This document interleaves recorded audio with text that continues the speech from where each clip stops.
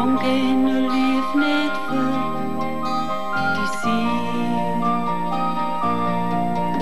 Die vissers kyk oor die baan, kyk terug om vir haar te waai.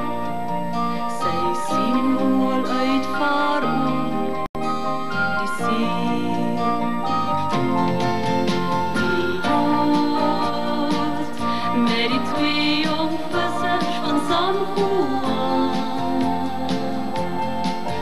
seil ver na die visvangvelde, maar het vergaan.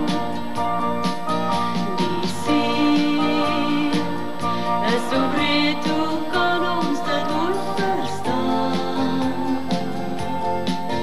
Die boot met die twee jong vissers van San Juan, nou staan sy alleen met haar herinnering, met haar gedagtes waar die see bring, liefde wat sy nog steeds vir hul ervaar.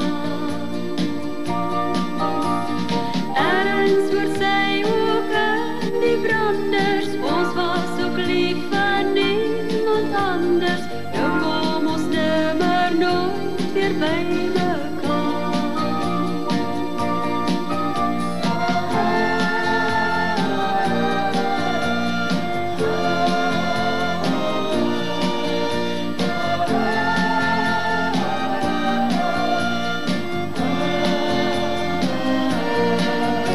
Die boot met die twee jong vissers van San Juan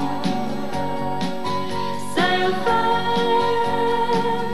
na die visvangvelde, maar het vergaan. Die see is so breed, hoe kan ons dit ooit verstaan? Die boot met die twee jong vissers van San Juan, die boot met die twee jong vissers van San Juan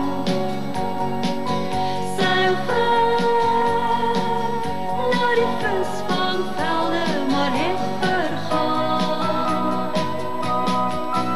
Die see is so breed, hoe kan ons dit ooit verstaan? Die boot